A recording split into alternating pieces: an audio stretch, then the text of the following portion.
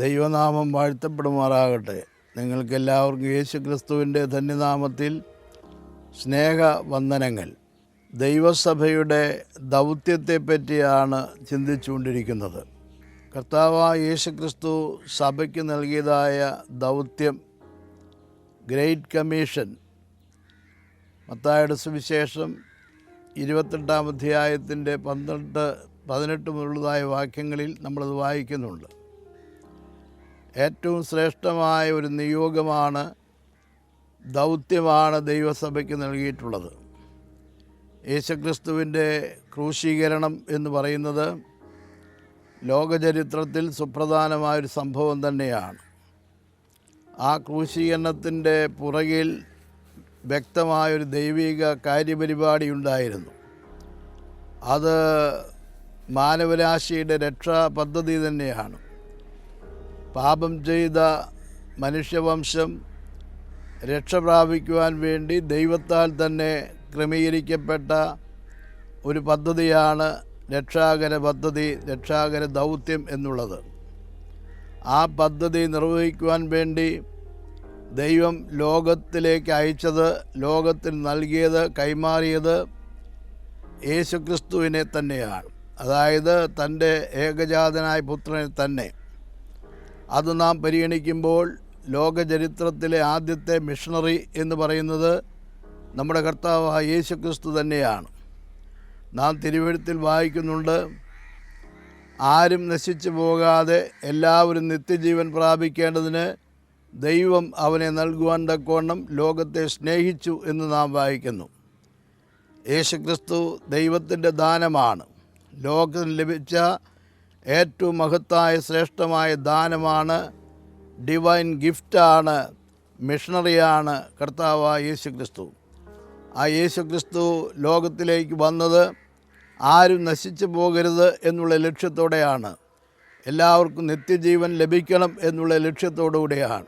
ക്രിസ്റ്റോളജിയിൽ യേശുവിന് the send, അയക്കപ്പെട്ടവൻ എന്നർത്ഥമുണ്ട്.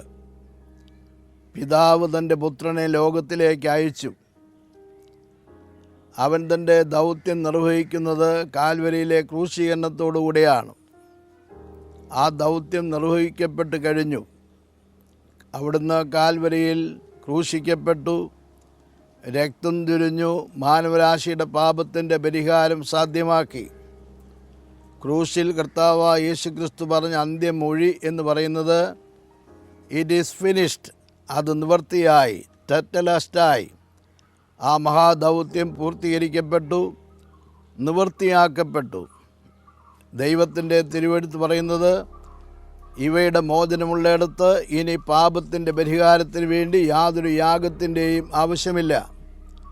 യാഗങ്ങൾ പരിപൂർണമാക്കപ്പെട്ടു. യേശുക്രിസ്തുവിൻ്റെ ക്രൂശീകരണത്തോടുകൂടെ മാനവരാശിയുടെ വീണ്ടെടുപ്പ് സാധ്യമായി.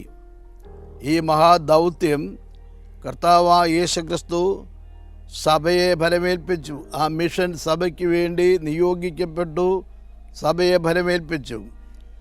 നാം വായിക്കുന്നുണ്ട് പത്രോസിൻ്റെ 1-ാം ലേഖനത്തിൽ, നമ്മെ സംബന്ധിച്ചിടത്തോളം ദൈവത്തിൻ്റെ വാഗ്ദത്തം അല്ലെങ്കിൽ തീരുമാനം, അഭിഷേകം എന്ന് പറയുന്നത് നമ്മെ അന്ധകാരത്തിൽ നിന്ന് അത്ഭുതപ്രകാശത്തിലേക്ക് നയിച്ചവൻ്റെ സദ്ഗുണങ്ങളെ ഘോഷിപ്പാൻ തക്കവണ്ണം തിരഞ്ഞെടുക്കപ്പെട്ട ജാതിയും വിശുദ്ധ വംശവും സ്വന്തം ജനവും. തിരഞ്ഞെടുക്കപ്പെട്ട ജാതിയാണ്, സ്വന്തം ജനമാണ്.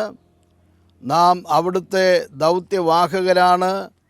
നാം വാസ്തവം പറഞ്ഞാൽ രാജകീയ പുരോഹിതവർഗമാണ്. നമുക്ക് ആരാധിക്കുവാനും ദൈവത്തിൻ്റെ സന്ദേശം അറിയിക്കുവാനും വിളംബരം ചെയ്യുവാനുള്ളതായ അവകാശം, അധികാരം, അഭിഷേകം കൃപയാൽ നമുക്ക് ലഭിച്ചിരിക്കുകയാണ്.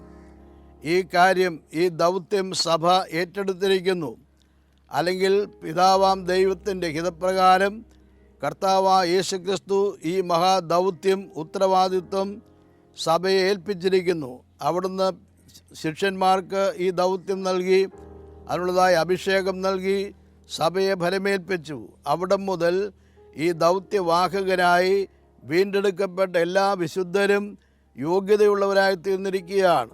രക്ഷിക്കപ്പെട്ട് ദൈവകൃപ അനുഭവിച്ച് പാപത്തിൻ്റെ പരിഹാരം വന്ന് നിത്യജീവൻ പ്രാപിച്ച് ആ മക്കൾ, ആ ജനം, അത് ദൈവത്തിൻ്റെ അഭിഷിക്ത ജനമാണ്, രാജകീയ പുരോഹിതവർഗമാണ്. അവിടെ ഏറ്റവും ശ്രേഷ്ഠമായ ദൗത്യം, കർത്തവ്യം എന്ന് പറയുന്നത് ലോകമെമ്പാടും സുവിശേഷം അറിയിക്കുക എന്നുള്ളതാണ്. ആ പ്രൊക്ലമേഷൻ നമുക്ക് ലഭിച്ചിരിക്കുന്ന അഭിഷേകമാണ്, അധികാരമാണ്. കർത്താവായ യേശുക്രിസ്തു അത് നമ്മെ ഫലമേൽപ്പിച്ചിരിക്കുകയാണ്. ഈ ദൗത്യം നിർവഹിക്കുവാനുള്ളതായ മഹാഭാഗ്യം ദൈവകൃപയാൽ നമുക്ക് ലഭിച്ചിരിക്കുകയാണ്. ഏറ്റവും വലിയ ദൗത്യം അതുതന്നെയാണ്. സുവിശേഷ പ്രവർത്തനം, സുവിശേഷ പ്രഘോഷണം, മിഷണറിമാർ ഈ ദൗത്യവുമായി ബന്ധപ്പെട്ട് തിരുവെഴുത്ത് നൽകുന്നതായ ചില സൂചനകൾ കൂടെ നൽകുവാൻ ഞാൻ ആഗ്രഹിക്കുകയാണ്. ഞാൻ പറഞ്ഞതുപോലെ പ്രവൃത്തികളുടെ പുസ്തകം, അപ്പസ്തോല പ്രവൃത്തികൾ 1-ാം അധ്യായത്തിൽ 8-ാം വാക്യത്തിൽ പ്രവർത്തനത്തിൻ്റെ ഭൂമികയെപ്പറ്റി വ്യക്തമാക്കിയിട്ടുണ്ട്. ഭൂമിയുടെ അറ്റത്തോളം എന്ന വാക്കാണ് നമ്മുടെ കാണുക. ജെറുസലേമിൽ നിന്ന് ഭൂമിയുടെ അറ്റത്തോളം, കിഴക്ക്, തെക്ക്, വടക്ക്, പടിഞ്ഞാറ് എല്ലാ ദിശകളിലേക്കും, അതേ ഭൂമിയുടെ അതിരുകളോളം ഈ പ്രൊക്ലമേഷൻ നടക്കണം. യേശുക്രിസ്തുവിൻ്റെ സുവിശേഷത്താൽ, അല്ലെങ്കിൽ യേശുക്രിസ്തുവിൻ്റെ ക്രൂശീകരണത്താൽ മാനവജാതിയുടെ പാപത്തിൻ്റെ പരിഹാരം സാധിച്ചിരിക്കുന്നു എന്നുള്ള ആ രാജകീയ വിളംബരം ദിക്കെങ്ങും പ്രഘോഷിക്കപ്പെടണം. അത് ഭൂമിയുടെ അതിരുകളിൽ തന്നെ മുഴങ്ങണം. നാം വായിക്കുന്നുണ്ട് അപ്പസ്തോല പ്രവൃത്തി 1-ാം അധ്യായത്തിൽ 8-ാമത്തെ വാക്യത്തിൽ, ആകയാൽ പരിശുദ്ധാത്മാവ് നിങ്ങളുടെ മേൽ വരുമ്പോൾ പരിശുദ്ധാത്മ ശക്തി പ്രാപിച്ച് നിങ്ങൾ യെരുശലേമിലും യഹൂദയിലും ശമരിയിലും അതേ ഭൂമിയിലറ്റമ്പോളം എൻ്റെ സാക്ഷികളാകുവിൻ എന്ന് കർത്താവ് പറയുകയാണ്. അവിടെ ഒരു രാജ്യവും ഒരു ദേശവും ഒരു വ്യക്തിയും ഒഴിവാക്കപ്പെടുന്നില്ല, മാറ്റപ്പെടുന്നില്ല, അവഗണിക്കപ്പെടുന്നില്ല. എല്ലാ വ്യക്തികളോടും, എല്ലാ സമൂഹങ്ങളോടും, എല്ലാ ഭാഷക്കാരോടും, എല്ലാ ദേശനിവാസികളോടും, ജാതി, മത, വർണ്ണ, വിഭാഗ വ്യത്യാസം കൂടാതെ സകല ആളുകളോടും ഈ സുവിശേഷം പ്രഘോഷിക്കേണ്ടത് ഏറ്റവും ആവശ്യമാണ്. ഇന്ന് നമ്മെ സംബന്ധിച്ചിടത്തോളം നമ്മിൽ നിക്ഷിപ്തമായിരിക്കുന്ന കടപ്പാട്, ദൗത്യം എന്ന് പറയുന്നത് ഈ സുവിശേഷീകരണത്തിൽ പങ്കാളികളായി തീരുക എന്നുള്ളതാണ്. ലോകമാസകലം സുവിശേഷം എത്തുക എന്ന് പറഞ്ഞാൽ സാങ്കേതികമായ അർത്ഥത്തിൽ വേൾഡ് ഇവാഞ്ചലിസം തന്നെയാണ്, വേൾഡ് ഇവാഞ്ചലൈസേഷൻ തന്നെയാണ്. എല്ലാ ജാതികളോടും സുവിശേഷം അറിയിക്കണം, എല്ലാ ഭാഷക്കാരോടും സുവിശേഷം അറിയിക്കണം, എല്ലാ ഗോത്രക്കാരോടും സുവിശേഷം അറിയിക്കണം, എല്ലാ ജാതിയിൽപ്പെട്ടവരോടും സുവിശേഷം അറിയിക്കണം. അത് ധനാഢ്യരോടും ദരിദ്രരോടും അറിവില്ലാത്തവരോടും വിജ്ഞാനികളോടും എല്ലാവരോടും ഈ സുവിശേഷം അറിയിക്കേണ്ട മഹാഭാഗ്യമാണ്, ബാധ്യതയാണ് ദൈവകൃപയാൽ നമുക്ക് ലഭിച്ചിരിക്കുന്നത്. കൊരിന്ത്യർക്ക് എഴുതിയ 1-ാം ലേഖനം 3-ാം അധ്യായത്തിൻ്റെ 9-ാം വാക്യത്തിൽ നാം വായിക്കുന്നത്, ഞങ്ങൾ ദൈവത്തിൻ്റെ കൂട്ടുവേലക്കാർ എന്നാണ്. ഈ പ്രേക്ഷിത ദൗത്യത്തിൽ പങ്കാളികളായി തീർന്നിട്ടുള്ള എല്ലാ ആളുകളും, വീണ്ടെടുക്കപ്പെട്ട എല്ലാ ആളുകളും, സ്ത്രീകളും പുരുഷന്മാരും എല്ലാവരും ഒരുപോലെ ഈ പ്രവർത്തനം ചെയ്യുമ്പോൾ ഒരു കാര്യം തിരിച്ചറിയണം, അവർ ദൈവത്തിൻ്റെ കൂട്ടുവേലക്കാരാണ്. ഏറ്റവും ശ്രേഷ്ഠമായ പദവിയാണത്. ദൈവത്തോടുകൂടെ കൂട്ടുവേലയിൽ ഏർപ്പെടുന്നവരാണ് ഞാനും നിങ്ങളും. നാം എല്ലാവരും ദൈവത്തിൻ്റെ പ്രവൃത്തിയിൽ സഹകാരികളാണ്, പങ്കാളികളാണ്. ആ ദൗത്യം നാം നിർവഹിക്കുവാൻ ബാധ്യസ്ഥരാണ്. കൊരിന്ത്യർക്ക് എഴുതിയ 2-ാം ലേഖനത്തിൽ അതിൻ്റെ 5-ാം അധ്യായം 20-ാം വാക്യത്തിൽ പറയുന്നത് ക്രിസ്തുവിന് വേണ്ടി സ്ഥാനപതികൾ എന്നുള്ളതാണ്. അത് നമ്മുടെ ഉത്തരവാദിത്വം വർദ്ധിപ്പിക്കുകയാണ്. ആ ഗൗരവബോധം നമുക്ക് ഉൾക്കൊള്ളുവാൻ സാധിക്കണം. സ്ഥാനപതി എന്ന് പറഞ്ഞാൽ അംബാസിഡറാണ്. ക്രിസ്തുവിൻ്റെ സ്ഥാനപതികൾ, ക്രിസ്തുവിൻ്റെ അംബാസിഡറായി നാം പ്രവർത്തിക്കേണ്ടതാണ്. ദൈവം നമ്മെ ആക്കിയിരിക്കുന്ന മേഖലയിൽ, രാഷ്ട്രത്തിൽ, ഏത് ദേശത്തായാലും ഏത് ഗോത്രവർഗങ്ങൾക്കിടയിലും കൊള്ളാം, അവിടെയെല്ലാം നമ്മുടെ ഉത്തരവാദിത്വം കർത്താവിൻ്റെ സ്ഥാനപതിയായി നാം പ്രവർത്തിക്കുക, പ്രതികരിക്കുക, ഏർപ്പെടുക, സംസാരിക്കുക എന്നുള്ളതാണ്. ഏറ്റവും ശ്രേഷ്ഠമായ ഒരു പദവിയാണ്. നമ്മുടെ ജീവിതത്തിൽ നാം ഇപ്പോൾ എത്തിച്ചേർന്നിരിക്കുന്നത് അത് യൂറോപ്യൻ രാജ്യങ്ങളിലായാലും കൊള്ളാം, അമേരിക്കയിലായാലും കൊള്ളാം, ആഫ്രിക്കയിലായാലും കൊള്ളാം, ഇന്ത്യയിലായാലും കൊള്ളാം, ലോകത്തിൽ എവിടെയായാലും കൊള്ളാം. അത് യാദൃച്ഛികമായി സംഭവിച്ചു എന്ന് ചിന്തിക്കേണ്ടതായിട്ടില്ല. ഒരുപക്ഷെ ഉദ്യോഗാർത്ഥം വന്നവരാകാം, ജോലി തേടി വന്നവരാകാം, വിദ്യാർത്ഥികളായി വന്നവരാകാം, മറ്റേതെങ്കിലും നിലയിലുള്ളതായ സാമ്പത്തികമായ ഉദ്ധാനത്തിന് വേണ്ടി വന്നവരാകാം. അതെല്ലാം നല്ലതാണ്, ഒരു കുഴപ്പവുമില്ല. എന്നാൽ അതിൻ്റെ പുറകിൽ മറ്റൊരു ലക്ഷ്യം കൂടെ, ദിവ്യമായ ലക്ഷ്യം കൂടെ, ഒരു പദ്ധതി കൂടെ പിതാവാൻ ദൈവത്തിന് നമ്മെ കൊണ്ട് സാധിപ്പിച്ചെടുക്കേണ്ടതായിട്ടുണ്ട്. അതാണ് ക്രിസ്തുവിൻ്റെ പകരക്കാരനായി, ക്രിസ്തുവിൻ്റെ സ്ഥാനപതിയായി അവിടെ നിൽക്കുക എന്നുള്ളത്. ജിമ്മി കാർട്ടർ അമേരിക്കയിൽ ഒരു നിലക്കടല ഭൂമികയിൽ കഴിഞ്ഞുകൂടിയ ആളാണ്. ആ കൃഷിത്തോട്ടത്തിൽ കഴിഞ്ഞുകൂടിയതാണ്. എങ്കിലും അപ്പോഴും അദ്ദേഹത്തിന് ഒരു ബോധ്യമുണ്ടായിരുന്നു, തികച്ച വ്യക്തമായ ഒരു ധാരണയുണ്ടായിരുന്നു. ഞാൻ ദൈവത്തിൻ്റെ ദാസനാണ്. ജിമ്മി കാർട്ടർ ആ തലത്തിൽ നിന്ന് ഏറെ ഉയർന്നു അമേരിക്കൻ പ്രസിഡൻ്റായിട്ട് മാറി. അപ്പോഴും അദ്ദേഹത്തിൻ്റെ മനസ്സിലുള്ള ബോധം എന്ന് പറയുന്നത്, ഞാൻ അടിസ്ഥാനപരമായി ക്രിസ്തുവിൻ്റെ ദാസനാണ്, ക്രിസ്തുവിൻ്റെ പകരക്കാരനാണ്. അദ്ദേഹം ഈ കാര്യങ്ങളെല്ലാം കഴിഞ്ഞ് അമേരിക്കയുടെ പ്രസിഡൻ്റായതിനു ശേഷവും അദ്ദേഹത്തിൻ്റെ ജീവിതത്തിൻ്റെ ലക്ഷ്യം ഞാൻ ക്രിസ്തുവിൻ്റെ പകരക്കാരനായി ജീവിക്കണം എന്നുള്ളതാണ്. അദ്ദേഹം എപ്പോഴും അദ്ദേഹത്തിൻ്റെ ഇടവക പള്ളിയിൽ ചെന്ന് അവിടുത്തെ സൺഡേ സ്കൂളിൽ അധ്യാപകനായി ജോലി ചെയ്തിട്ടുണ്ട്. അധ്യാപക വൃത്തിയിൽ അദ്ദേഹം അഭിമാനം കണ്ടിട്ടുണ്ട്. കുട്ടികളോട് ദൈവത്തിൻ്റെ വചനം പഠിപ്പിക്കുക, കുട്ടികളെ പരിശീലിപ്പിക്കുക അദ്ദേഹത്തിൻ്റെ ജീവിതത്തിലെ ഏറ്റവും വലിയ പ്രഖ്യാപിതമായ നയമായിരുന്നു, ശൈലിയായിരുന്നു. ഇന്ന് അദ്ദേഹത്തിൻ്റെ ജീവിത പ്രയാണത്തിൽ 100-ാം വർഷത്തിലേക്ക് പ്രവേശിക്കുകയാണ്. ഇന്നും അദ്ദേഹം ഈ ആത്മീയ ശുശ്രൂഷയിൽ, ഈ കർത്തൃസേവയിൽ ഏറെ അഭിമാനമുള്ളവനായി, സംതൃപ്തിയുള്ളവനായി തുടരുകയാണ്. ഒരു കാര്യം നാം ഓർക്കണം, ഏത് സ്ഥാനത്ത് നാം ചെന്നാലും, ഏത് പദവിയിലെത്തിയാലും, എന്തെല്ലാം ജീവിത സൗകര്യങ്ങൾ നമുക്കുണ്ടായാലും, എന്തെല്ലാം പേരും പ്രശസ്തിയുണ്ടെങ്കിലും, നമ്മുടെ ജീവിതത്തിൽ നിഴൽ പോലെ പിന്തുടരേണ്ട ബോധം എന്ന് പറയുന്നത്, ഞാനൊരു പ്രേക്ഷിതനാണ്, ഞാൻ യേശു ക്രിസ്തുവിന് പകരം പ്രവർത്തിക്കേണ്ടവനാണ്, ഞാൻ അവിടുത്തെ സ്ഥാനപതിയാണ്, എൻ്റെ ദൗത്യം സുവിശേഷീകരണമാണ്. ആ ബോധം നമുക്കുണ്ടാകേണ്ടതായിട്ടുണ്ട്. എൻ്റെ ധാരണ ശരിയാകുമെങ്കിൽ ലോകപ്രകാരമുള്ള എല്ലാ ജോലികളും നമുക്ക് നല്ലതാണ്, എല്ലാ രാജ്യങ്ങളും നമുക്ക് സ്വീകാര്യമാണ്, എല്ലാ സംസ്കാരങ്ങളും നമുക്ക് ഉൾക്കൊള്ളാവുന്നതാണ്. പക്ഷെ ഒരു കാര്യം നാം തിരിച്ചറിയണം, മനസ്സിലാക്കണം, എവിടെയായാലും അവിടെ യേശു ക്രിസ്തുവിനെ പകരക്കാരനായി നിലകൊള്ളണം എന്നുള്ളത് ഒരിക്കലും വിസ്മരിക്കാൻ പാടില്ലാത്ത ഒരു കാര്യമാണ്. ലോകചരിത്രത്തിൽ ഏറ്റവും ശ്രേഷ്ഠമായ ഒരു പദവി, ഒരു ബഹുമതി, ഒരു ഉദ്യോഗം, ഒരു സാധ്യത എന്ന് പറയുന്നത് സുവിശേഷകനായി തീരുക എന്നുള്ളതാണ്. പ്രേക്ഷിത ദൗത്യം നിറവേറ്റുക എന്നുള്ളതാണ്. ആ ദൗത്യബോധം ഒരിക്കലും നമുക്ക് മറക്കുവാൻ പാടില്ല, നഷ്ടപ്പെടുത്തുവാനായിട്ട് പാടില്ല. അതിൽ ഉറച്ചു നിൽക്കുവാനുള്ളതായ ആത്മീയമായ ഊർജം നാം സമ്പാദിക്കുകയും അത് ജീവിതത്തിൽ പ്രകടമാക്കുകയും ചെയ്യേണ്ടത് ഏറ്റവും ആവശ്യമാണ്. എൻ്റെ സാക്ഷികളാകുവിൻ എന്നുള്ള പ്രയോഗത്തിൽ മറ്റൊരർത്ഥം കൂടെ ഒളിഞ്ഞിരിപ്പുണ്ട്. യേശുവിൻ്റെ പകരക്കാരനാവുക, യേശുവിന് വേണ്ടി പ്രവർത്തിക്കുക, യേശുവിൻ്റെ സാക്ഷ്യം നിറവേറ്റുക, യേശുവിൻ്റെ സുവിശേഷം പ്രഘോഷിക്കുക, അതൊരു സാക്ഷ്യമാണ്. അത് ഏറ്റവും ശ്രേഷ്ഠമായ ഒന്നാണ്. ഒപ്പം ആ പദത്തിന് രക്തസാക്ഷി എന്നുള്ള വാക്കുകൂടി ഉണ്ട്, അർത്ഥമുണ്ട്. സാക്ഷിയും രക്തസാക്ഷിയുമാണ്. എന്താണ് രക്തസാക്ഷി എന്ന് പറയുന്നത്? രക്തസാക്ഷിത്വം എന്ന് പറയുന്നത് അത് സ്വയം ഇല്ലാതാക്കുന്ന ഒന്നാണ്, സ്വയം ശൂന്യമാക്കുന്ന ഒന്നാണ്. കെനോസിൻ്റെ ഒരു സന്ദേശം കൂടെ കാണുവാൻ കഴിയും. എല്ലാം മറ്റുള്ളവർക്ക് വേണ്ടി ത്യജിക്കുക എന്നുള്ളതാണ്. തനിക്കുള്ളതെല്ലാം മറ്റുള്ളവർക്ക് വേണ്ടി ത്യജിക്കുക, സ്വന്തം ജീവൻ പോലും ത്യജിക്കുക. അതാണ് കർത്താവായ യേശു ക്രിസ്തുവിൻ്റെ സന്ദേശത്തിൻ്റെ പ്രഖ്യാപിതമായ കാതൽ എന്ന് പറയുന്നത്. അങ്ങനെയാണെങ്കിൽ അപ്പസ്തോലന്മാർ എല്ലാവരും തന്നെ, യോഹന്നാൻ ഒഴികെ എല്ലാവരും തന്നെ രക്തസാക്ഷികളായി മരിച്ചവരാണ്. ജീവിതത്തിൽ കഷ്ടമുണ്ട്, പ്രയാസങ്ങളുണ്ട്, പ്രതികൂലങ്ങളുണ്ട്, നഷ്ടങ്ങളുണ്ട്, പ്രതിസന്ധികളുണ്ട്, പോരാട്ടങ്ങളുണ്ട്. അതെല്ലാം വേണ്ടുവോളം സഹിച്ചവരാണ് ഈ ധീരന്മാരായ ദൈവദാസന്മാർ. അവർ ഒടുവിൽ സാക്ഷികളായിട്ട് മാറി, രക്തസാക്ഷികളായിട്ട് മാറി. അപ്പോസ്തലനായ പൗലോസിനെ പറ്റി ഞാൻ മനസ്സിലാക്കിയിട്ടുണ്ട്. അദ്ദേഹം ഏറ്റവും മഹാനായൊരു മിഷണറി ആയിരുന്നു, പണ്ഡിതനായിരുന്നു, ഏറ്റവും സമ്പന്നനായ ഒരാളായിരുന്നു.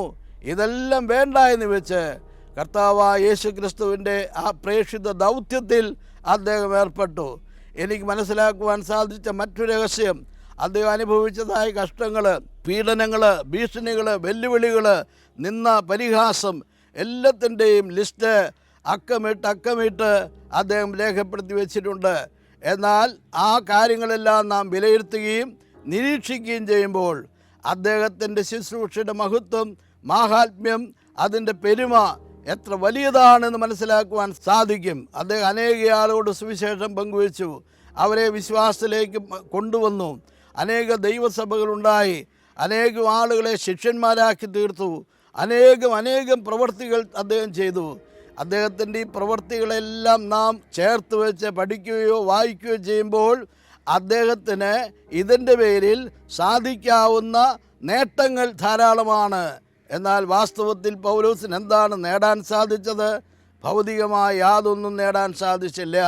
ധാരാളം ആളുകളെ ദൈവഭാഗത്തേക്ക് കൊണ്ടുവരുവാൻ, ശിഷ്യന്മാരെ വളർത്തിയെടുക്കുവാൻ, വിശ്വാസ സമൂഹങ്ങൾ രൂപപ്പെടുവാൻ എല്ലാം കരങ്ങളിൽ ഉപയോഗിക്കപ്പെട്ട മഹാനായ മനുഷ്യനാണെങ്കിലും അദ്ദേഹത്തിൻ്റെ പ്രേക്ഷിത ദൗത്യം കൊണ്ട് സാമ്പത്തികമായി യാതൊന്നും നേടുവാൻ കഴിഞ്ഞില്ല എന്നുള്ളത് നാം തിരിച്ചറിയേണ്ടതായിട്ടുണ്ട്. അദ്ദേഹത്തിന് ആദ്യമൊക്കെ കൂടെ മെറ്റീരിയലായി ലഭിച്ചിട്ടുള്ളത് കുറേ പുസ്തകങ്ങളാണ്, തോൽ ചുരുളുകളാണ്, ചർമ്മലിഖിതങ്ങളാണ്, ഒരു പുതപ്പുണ്ട്. ഇതിൽ കവിഞ്ഞ് മെറ്റീരിയലായി ഭൗതികമായി യാതൊന്നും സാധിച്ചിട്ടില്ല. അത് അദ്ദേഹത്തിൻ്റെ ലക്ഷ്യമായിരുന്നില്ല. അദ്ദേഹം കർത്താവിന് വേണ്ടി ധീരമായി ശുശ്രൂഷിച്ച് അവസാനിക്കുന്ന കാഴ്ച കാണുവാൻ സാധിക്കും. അദ്ദേഹത്തിന് ഒരു ഉപനിധി ഉണ്ടായിരുന്നു. അദ്ദേഹത്തിൻ്റെ ട്രഷറി എന്ന് പറയുന്നത് സ്പിരിച്വലായിരുന്നു, ആത്മീയമായിരുന്നു. അതിൻ്റെ അർഹനാണ്, അർഹതയിൽ ഉറച്ചു നിൽക്കുന്നയാളാണ്. അദ്ദേഹം പറഞ്ഞത് ഇങ്ങനെയാണ്: എൻ്റെ ഓട്ടം ഞാൻ തികച്ചു, വിശ്വാസം ഞാൻ കാത്തു. അതെ, ഉന്നതമായ ശ്രേഷ്ഠമായ പദവിയിലേക്ക് അദ്ദേഹം എത്തിച്ചേർന്നു. ഒരു കാര്യം വ്യക്തമാക്കുവാൻ ഞാൻ ആഗ്രഹിക്കുകയാണ്. ആ പൗലോസിന് ലഭിച്ചതായ ആ വലിയ മിഷൻ, ആ ദൗത്യബോധം എനിക്കും നിങ്ങൾക്കുമുണ്ട്. നാം രക്ഷിക്കപ്പെട്ടവരാണ്, ദൈവകൃപ പ്രാപിച്ചവരാണ്, നിത്യജീവൻ്റെ ഓഹരിക്കാരാണ്, ദൈവനാമത്തിൻ്റെ മഹത്വത്തിന് വേണ്ടി ജീവിക്കുന്നവരാണെങ്കിൽ നമ്മുടെ മേൽ ചൊരിഞ്ഞതായ അഭിഷേകം എന്ന് പറയുന്നത്, കൃപ എന്ന് പറയുന്നത് സുവിശേഷീകരണത്തിലുള്ള പങ്കാളിത്തമാണ്. നിങ്ങൾക്ക് എന്തുമാത്രം സാവകാശങ്ങൾ ദൈവം തന്നു, എന്തുമാത്രം ഇടങ്ങൾ ദൈവം അനുവദിച്ചു തന്നു, എന്തുമാത്രം അവസരങ്ങൾ ദൈവം ഉപയോഗിച്ചു തന്നു, അപ്പോഴെങ്കിലും എപ്പോഴെങ്കിലും ഈ യേശു എന്നെ രക്ഷിച്ചു, യേശു എൻ്റെ രക്ഷകനാണ് എന്ന് ധൈര്യമായി അഭിമാനത്തോടെ പറയുവാൻ, ഈ സന്ദേശം മറ്റുള്ളവരുമായിട്ട് പങ്കുവയ്ക്കുവാൻ സാവകാശം ലഭിച്ചിട്ടും അത് അവഗണിച്ചു പോയിട്ടുണ്ട് എന്നുള്ള ബോധം നിങ്ങൾക്കുണ്ടെങ്കിൽ, അങ്ങനെ ഒരു കുറ്റബോധം നിങ്ങൾക്കുണ്ടെങ്കിൽ, ഇത് കേൾക്കുമ്പോൾ നിങ്ങളൊരു കാര്യം, ഒരു ആത്മവിമർശനത്തിന് ഒരുങ്ങുകയും നിങ്ങളുടെ ഭാഗത്ത് വന്ന് വീഴ്ച ദൈവത്തോട് തുറന്നു പറയുകയും ചെയ്യേണ്ടത് ഏറ്റവും ആവശ്യമാണ്. അതുമാത്രമല്ല, എനിക്ക് ഇനി ലഭിക്കുന്ന അവസരങ്ങൾ, ഇനി ലഭിക്കുന്ന സാവകാശങ്ങൾ, എനിക്ക് ലഭിക്കുന്ന ഇടങ്ങളെല്ലാം കർത്താവായ യേശുക്രിസ്തുവിന് വേണ്ടി ഞാൻ ജീവിക്കുകയും ഒപ്പം യേശുക്രിസ്തുവിനെ രക്ഷിതാവായി സ്വീകരിച്ചു എന്നുള്ള ആ സദ്വാർത്ത മറ്റുള്ളവരോട് പങ്കുവയ്ക്കുകയും അവരെ കൂടെ രക്ഷകളിലേക്ക് നയിക്കുകയും ചെയ്യുന്ന ആ വലിയ ഉത്തരവാദിത്വം ചെയ്യും എന്ന് ദൈവസന്നിധിയിൽ നിങ്ങളെ തന്നെ സമർപ്പിച്ച് പ്രാർത്ഥിച്ച് ഏൽപ്പിക്കുവാനായിട്ട് സാധിക്കണം. അതാണ് ഏറ്റവും ആവശ്യമുള്ള കാര്യം. ജീവിതത്തിൽ ഔന്നത്യങ്ങളുണ്ടാകും, അച്ചീവ്മെൻറ്റുകളുണ്ടാകും, ഉയർച്ചകളുണ്ടാകും, ഉന്നതികളുണ്ടാകും. എല്ലാം ദൈവകൃപയാൽ സാധിക്കുന്ന കാര്യങ്ങളാണ്. പക്ഷേ അപ്പോഴൊന്നും നാം രക്ഷകനെ വിസ്മരിക്കുവാൻ പാടില്ല. അപ്പോഴൊന്നും നമ്മുടെ ആ ദൗത്യം നാം ഉപേക്ഷിക്കുവാൻ പാടില്ല. ദൗത്യബോധത്തോടുകൂടെ സത്യസന്ധമായി ആത്മാർത്ഥമായി യേശുക്രിസ്തുവിൻ്റെ സുവിശേഷം അറിയിക്കുവാനുള്ളതായ മഹാഭാഗ്യം നമുക്കുണ്ടാകണം. അങ്ങനെ ലോക സുവിശേഷീകരണത്തിൽ, വേൾഡ് ഇവാഞ്ചലൈസേഷനിൽ ഒരു പങ്കാളിയായി തീരുവാൻ നമ്മെക്കൊണ്ട് സാധിക്കണം. അതിനുള്ള ദൈവവിളിയാണ് കൃപയാൽ നമുക്ക് ലഭിച്ചിരിക്കുന്നത്. ആ ദൈവവിളി എനിക്കും നിങ്ങൾക്കുമുണ്ട്. നാം അത് തിരിച്ചറിയണം, മനസ്സിലാക്കണം. ആ വിളിക്ക് വിധേയപ്പെടുവാൻ ദൈവസന്നിധിയിൽ സമർപ്പിക്കുവാനുള്ളതായ ഒരു സന്ദർഭമാണിത്, ഒരവസരമാണിത് എന്ന് വളരെ സ്നേഹത്തോടുകൂടെ ഞാൻ ഓർപ്പിക്കുകയാണ്. ദൈവത്തിൻ്റെ പരിശുദ്ധാത്മാവ് പ്രേക്ഷിത ദൗത്യത്തിൽ ഒരു സുപ്രധാനമായ ഘടകശക്തിയാണ്. നാം അത് വായിക്കുന്നുണ്ട്. അപ്പോസ്തലപ്രവൃത്തി 1-ാം അധ്യായത്തിൽ 8-ാമത്തെ വാക്യത്തിൽ പറയുന്നത്, ആകയാൽ പരിശുദ്ധാത്മാവ്, അതെ, പരിശുദ്ധാത്മാവ് നിങ്ങളുടെ മേൽ വരുമ്പോൾ പരിശുദ്ധാത്മ ശക്തി പ്രാപിച്ചിട്ട് ലോകത്തോട് സുവിശേഷം അറിയിക്കണം, ഭൂമിയുടെ അറ്റത്തോളം സുവിശേഷം അറിയിക്കണം എന്നാണ് പറയുന്നത്. അപ്പോൾ ഒരു ആത്മീയ ഇന്ധനം എന്ന് പറയുന്നത്, ഒരു സ്പിരിച്വൽ എനർജി എന്ന് പറയുന്നത് പരിശുദ്ധാത്മാവ് എന്നുള്ളതാണ്. നാം ഒരിക്കലും പരിശുദ്ധാത്മാവിനെ ഒരു തിയോളജിക്കൽ സബ്ജക്റ്റായിട്ട് വായിച്ച് കേട്ട് പഠിച്ച് ആ നിലയിൽ ഒതുക്കി നിർത്തുവാനിടയാകാതെ അവിടെയുള്ള സ്പിരിച്വൽ എനർജി നാം ഏറ്റെടുക്കുകയും ആ ശക്തിയെ നമ്മുടെ ജീവിതത്തിൽ സംഭരിച്ചു വയ്ക്കുകയും നമ്മുടെ പ്രവർത്തനത്തിൻ്റെ ഊർജമായി ആ ശക്തിയെ നാം ഉൾക്കൊള്ളുകയും ചെയ്യണം. അങ്ങനെ പരിശുദ്ധാത്മാവിൻ്റെ ശക്തിക്ക് വിധേയപ്പെട്ട് അതിൻ്റെ നിറവോടുകൂടെ നാം സാക്ഷി ജീവിതത്തിന് വേണ്ടി പുറപ്പെടണം. അതാണ് ദൈവം നമ്മെക്കുറിച്ച് ആഗ്രഹിക്കുന്നത്. നമുക്ക് തിയോളജിക്കൽ ഡിഗ്രികൾ പ്രാപ്യമാകും, അതുപോലെ തന്നെതായ പഠനങ്ങൾക്കുള്ള സാധ്യതകൾ നമുക്കുണ്ടാകും. പക്ഷെ അതെല്ലാം നല്ലത് തന്നെയാണെങ്കിലും പരിശുദ്ധാത്മ ശക്തിയില്ലാതെ പ്രവർത്തിക്കുമ്പോൾ ആ പ്രവർത്തനം ഫലശൂന്യമാകും എന്നുള്ളതിന് യാതൊരു സംശയവുമില്ല. ഞാൻ പറഞ്ഞല്ലോ, ഈ ശക്തിയുടെ അപാരമായ ശക്തി, അപാരമായ ചൈതന്യം അതുപോലെ തന്നെയാണ് പ്രതികൂലങ്ങളെയും പ്രതിസന്ധികളെയും പോരാട്ടങ്ങളെയും വെല്ലുവിളികളെയും ഭീഷണികളെയും ധീരമായിട്ട് അഭിമുഖീകരിക്കുവാനും അതിജീവിക്കുവാനുള്ളതായ സ്പിരിച്വൽ എനർജി നമുക്ക് ലഭിക്കുന്നത് ഈ പരിശുദ്ധാത്മ ശക്തിയാണ്. അതുകൊണ്ട് പരിശുദ്ധാത്മാവ് ഒരു പഠന വിഷയമാണ് എന്ന് മാത്രം കരുതി ഒതുക്കി വയ്ക്കാതെ നമ്മുടെ നിത്യജീവിതത്തിൽ അവിഭാജ്യ ഘടകമായി ഈ പരിശുദ്ധാത്മ ശക്തിയെ മനസ്സിലാക്കുവാൻ, ആ ഊർജം വേണ്ടുവോളം സംഭരിക്കുവാൻ, ആ ഊർജത്തോടുകൂടെ ഓരോ ചുവടും മുൻപോട്ട് വയ്ക്കുവാൻ നമ്മെക്കൊണ്ട് സാധിക്കേണ്ടതാണ്. അനേക ധീരന്മാരായ മിഷണറിമാരുടെ ചരിത്രത്തിൽ അതേ പരിശുദ്ധാത്മാവിൻ്റെ ശക്തമായ വ്യക്തമായ ഇടപെടലുകൾ നമുക്ക് കാണുവാൻ സാധിക്കും. ആ ഇടപെടലാണ് ജീവിതത്തിൽ പ്രേക്ഷിത ദൗത്യത്തിൽ മുന്നേറുവാൻ, വിജയിക്കുവാൻ അവർക്ക് കരുത്ത് പകർന്നുകൊണ്ടിരിക്കുന്നത്.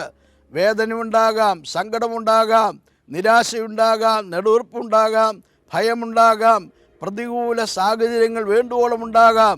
പക്ഷെ അവിടെ ഒരു മടുപ്പ് തോന്നാതെ, പിന്മാറിപ്പോകാതെ, നിരാശപ്പെട്ട് തിരിച്ചു പോകാതെ അതിൻ്റെ നേരെ പ്രതികരിക്കുവാനുള്ളതായ കെൽപ്പ്, ആ ഊർജം നമുക്ക് ലഭിക്കുന്നത് പരിശുദ്ധാത്മാവിലാണ്.